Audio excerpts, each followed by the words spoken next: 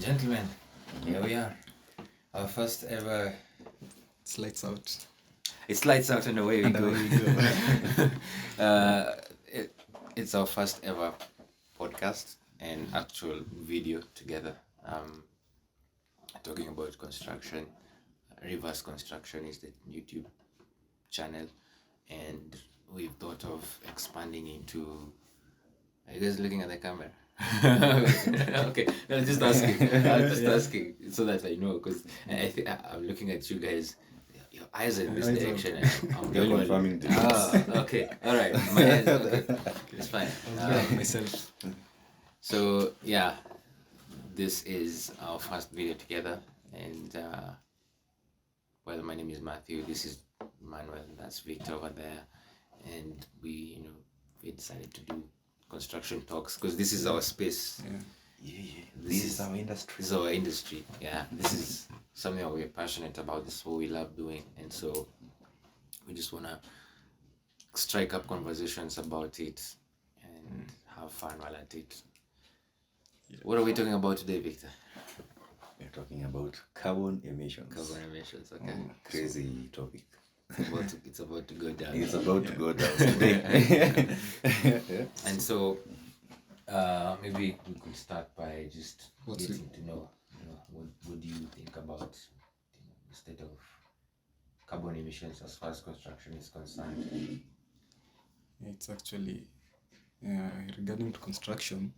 Our industry, the construction industry, produces approximately 39% of the carbon emissions globally, and that's crazy.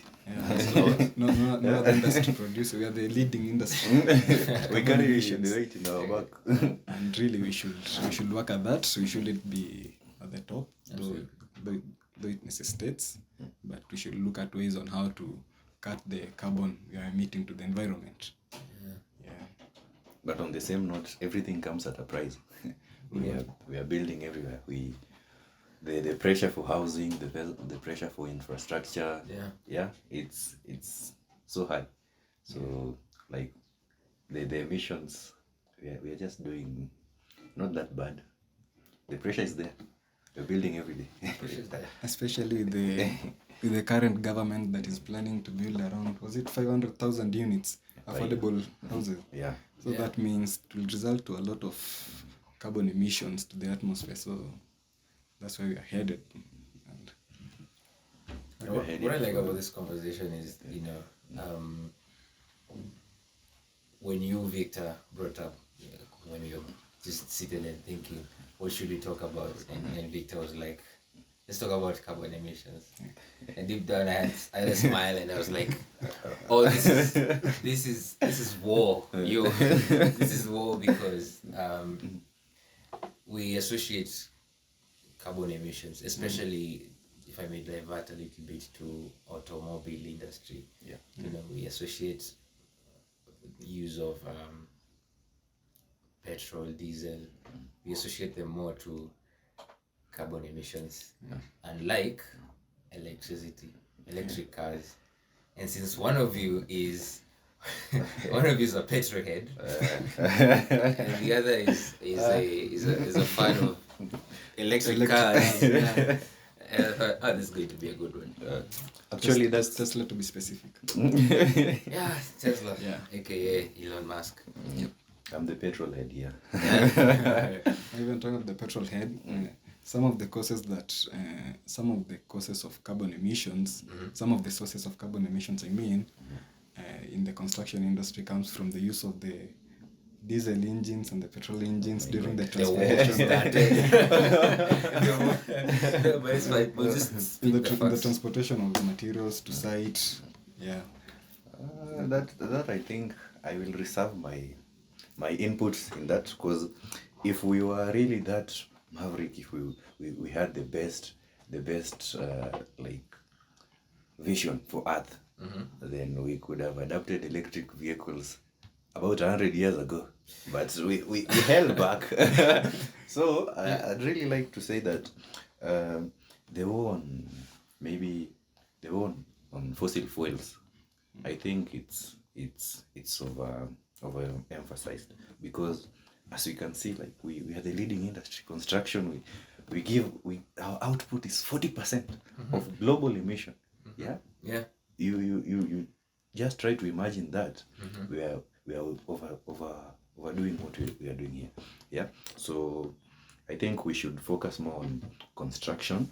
Okay. On maybe reducing our embodied carbon and embodied carbon. Yeah. Could you tell us more about embodied carbon? Yeah. Actually, this is interesting when you talk about carbon emissions, especially in construction. Okay. Anyone tends to think on the life cycle of the building, actually, on the use, on the user end. But just before that, we have sourcing of these materials. Oh yeah. We mine for the kilns, the cement kilns. We process it. We cut trees. Actually, when this topic hit my mind, I thought of our local industry, like the props we used to support the slabs. The formwork. The formwork props. If you can attest, most of it is trees. True. In the scaffolding. Yeah. Those are trees. You imagine which forest back in your village has been it's down. Yeah. Just so that someone in Nairobi can get a rental unit. Yeah. So we can embodied carbon associates itself with the life cycle of these building materials. Like during the mining, the sourcing of this, the life cycle during the usage and the disposal of the same. So what can we do to reduce these emissions, and what can we do to like get to net zero or even negative? We've had buildings getting to negative emissions, like they store carbon. So it's that interesting. What building? I'm curious. You're curious. I was looking at this material. Which building is that? There's this building material called hempcrete. So hempcrete. Hempcrete is actually a negative carbon material, in that it, instead of emitting more carbon to the atmosphere, it actually it absorbs carbon dioxide. Oh really? Yeah. Okay. And hempcrete, I think it's made from the fibers of hemp and mixed with lime and cement. Yep. It's crazy. Is it okay, like, is it accessible maybe even to countries Locally. like Kenya?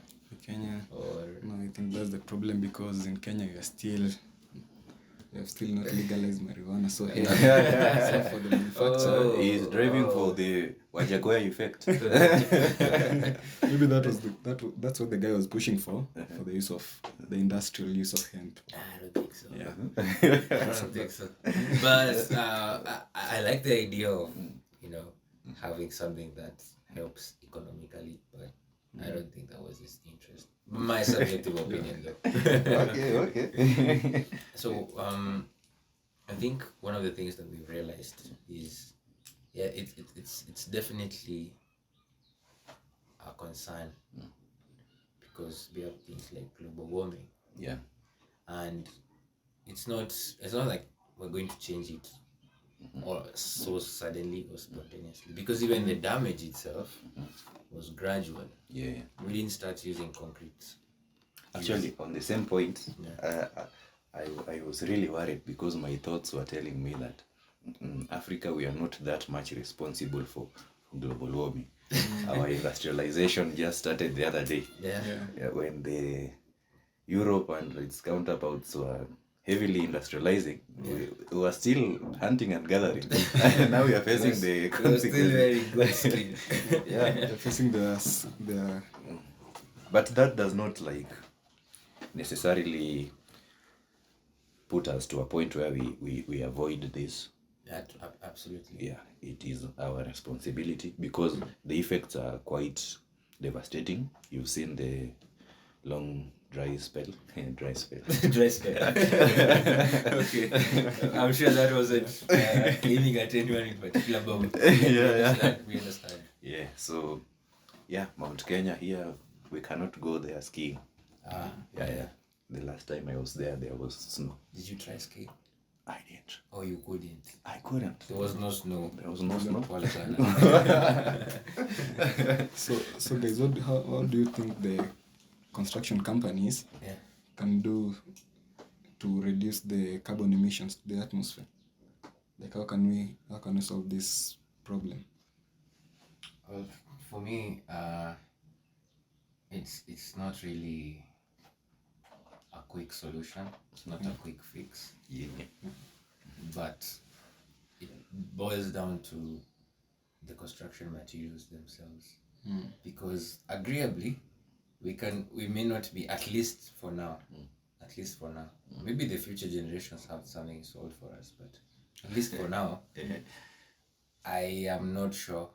It's good for me to just say I'm not sure rather than to lie to you. But I'm not sure whether we are at a point where we can have zero emissions.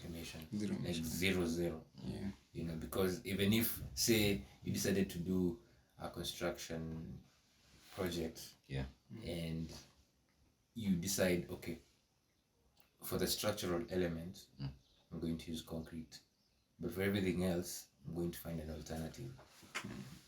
If your concern is something like concrete itself, because concrete has, high carbon levels, contributes a lot to the whole carbon thing. Carbon emissions. So at least that for the ordinary concrete that we know commonly. So I feel like we may want to think of now incorporating other materials like EPS, CLTs, because you see now for CLT it's wood, correct?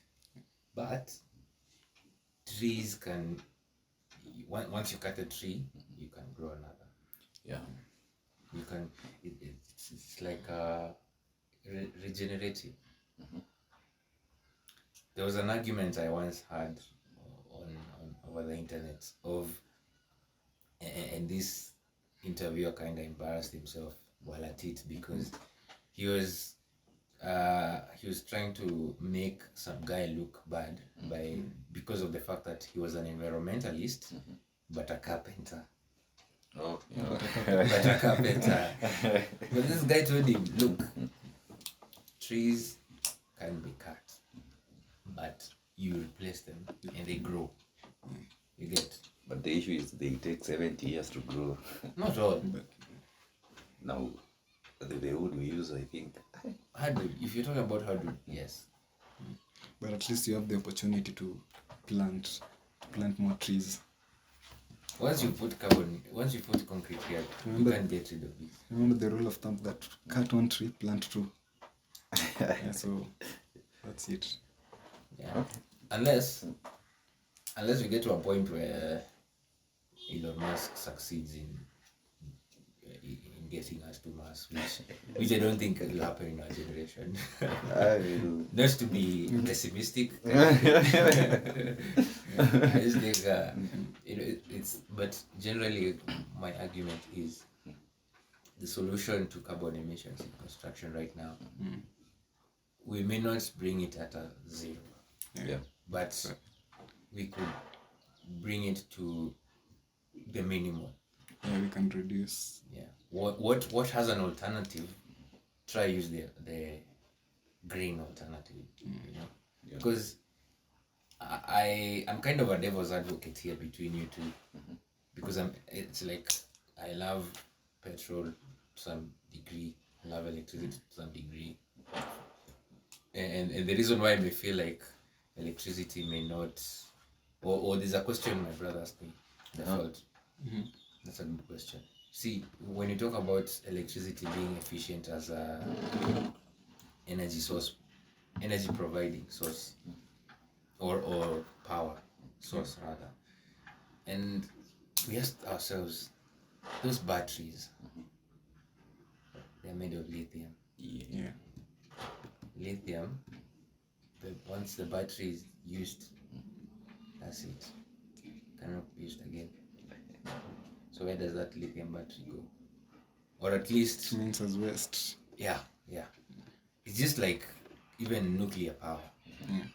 Nuclear power is one of the most efficient sources of power. But the waste Is It's crazy. Yeah. it's crazy, exactly. It's crazy. So there's no really perfect answer. I was Guys thinking wants to say something. Let's hear it. the construction industry should be geared now towards the use of the renewable sources of energy. Like during the construction phase, you can cut on electricity and use on solar panels. Yeah. That will help a great deal. Actually, there's an act on that. An act? Yeah. Oh, okay. It says if you're setting up maybe a development, you must have like a source of renewable energy. Oh, right here in Kenya. Yeah. Actually, that's why in our project design, you're told you should have like solar panel. You remember when Mr. Njeru was insisting you must have solar panels for heating the hot water system. It's QS. Oh, Njeru, wherever you are, I'm sorry. Give them the respect they want. But that's on a lighter note. Yeah, I agree. Yeah. So the litigation, I think it's a bit geared towards this.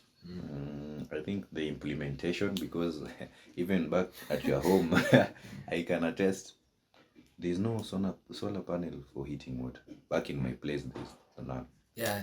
In my whole like residence, yes, no one is taking into account. But I think we should enforce these laws more. Okay. And then the issue about us constructing in farmland, we are encroaching these spaces, these forests, like people are complaining in just the neighboring county in Tidigwa, that was previously coffee farm. So we are Oh, the indigo. Oh, yeah. So like the pressure on us just acquiring farmland to like develop residences, that is actually something affecting. Yeah, because now you're reducing the greens. Yeah, there's no greenery. Yeah, you are investing so heavily on construction, using equipment and materials which are not even sustainable in the carbon emission sense. So I think we are more on the negative side. So if we can focus on those, we might be better. So we are still work in progress. We're working in progress. We can even incorporate trees into our buildings. Like have a green area, like I think Singapore is doing a really good job. Yeah. I saw some documentary on the same. There was this architect who was given a land to develop. Okay. So traditionally, if you're given a land, you just put some blocks. Yeah. Right. So what he did, he planted 1,000 trees on the project. But that project, the trees are not like on the ground. They are concrete pillars. Then on top of it, each concrete pillar, there's a tree.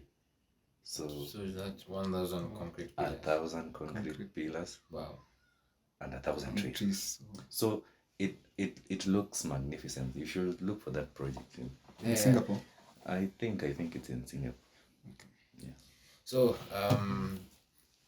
just as something to close. So we've discussed that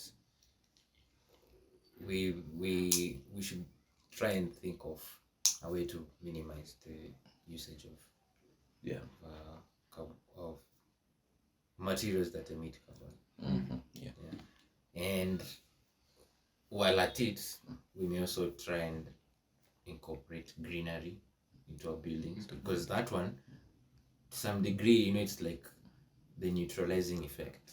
The trees taking the carbon dioxide, and it doesn't stop there. The trees even now give us oxygen, which is now favorable for our living. So, and then trees are one of the most spectacular gifts of nature. Just think about it. I was looking at, because as of the day of recording this, it was raining in the morning, and well, kind of risky, but I was looking at Nairobi CPD and people are gathered beneath a tree to shelter themselves. Beneath a tree. Beneath the what? A tree. Yeah. Yeah. Sheltering under a tree. It's a bit mbadala. It's a kidogo tricky. Okay, on the plus side, you may meet someone you may never, you might have not known, and socialize and interact, and who knows, could be your next employer, could be your next boss, could be your next date, you never know. But at the end of the day, if you're struck by lightning, oops. But we're not praying anyone gets struck by lightning. But the main point was, trees are magical. I think someone said that. Trees are magical, and so we should make it our business, even as we try and think of alternative solutions like electricity, solar. Okay, solar to provide electricity and heating systems,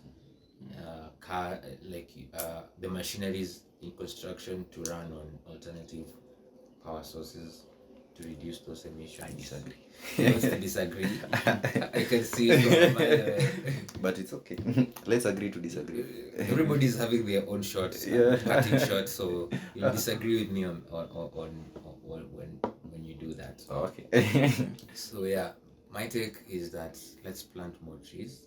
Let's consider sustainable building solutions and reduce carbon emissions, because you see, even for us, because we are kind of having our own side project. We may not want to give the details right now, but we're working on something to bring to the industry as a solution giver. Yeah. So if you think about it, we're trying to be environment friendly while at it. Yeah. When everybody is spending energy and like fuel consumption, maybe to visit a site, we're trying to reduce that. It might be small, but it's significant. Yeah, it's impactful. It's impactful in the long run. If people can adapt it, you reduce fuel consumption. That's a plus on you as an individual. That's a plus to the environment. So parting shot is, let's plant more trees. Let's use sustainable materials. That's mine.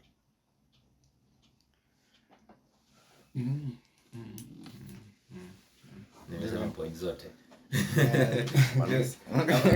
Maybe his points are burning. You can't even wait. Oh, I should go next. Or you can. I was watching Netflix, and someone said, for you not to sound, if you don't want to give a controversial opinion, just say no comment. But I like controversies. Chaos. You thrive in chaos. Thrive in chaos. Okay. So my parting shot actually is, I'll say there's too much developments. Why can't we like renovate some apartments? Okay. Why tear down an apartment and you can renovate it?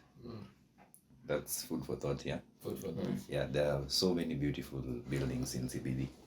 I fear they might be torn down. Okay. Yeah, that's a fair point.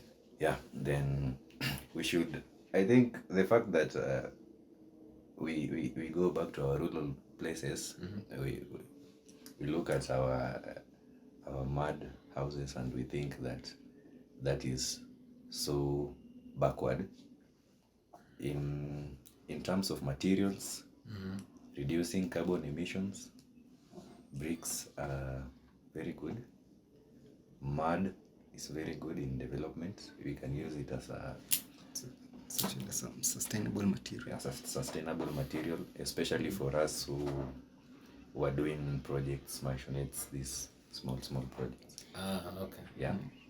We can be creative with that. Yeah.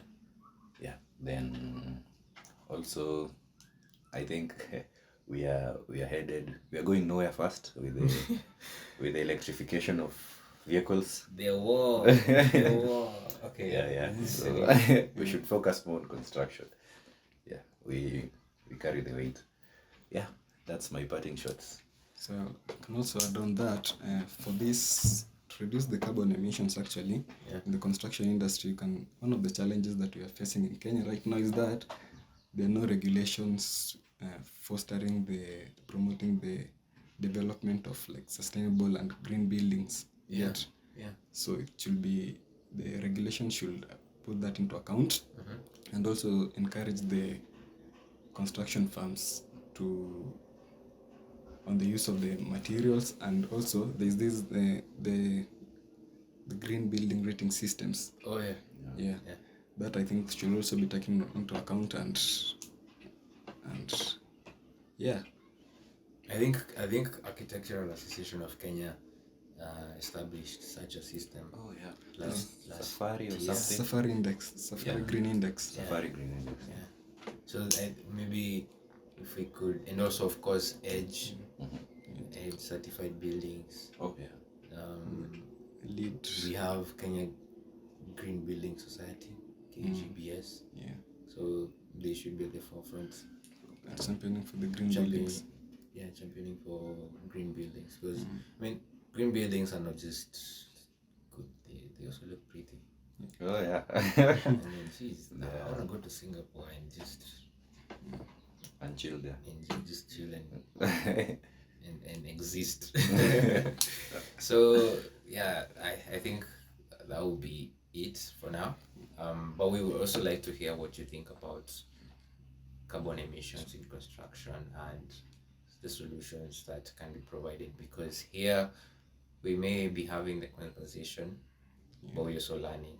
It's not to mean that we know everything. We just having that discussion in a way to learn from each other and also get to learn from you through your comments. So that'll be it. Gentlemen, I think we're done. We're done. I'm done. Out. All right.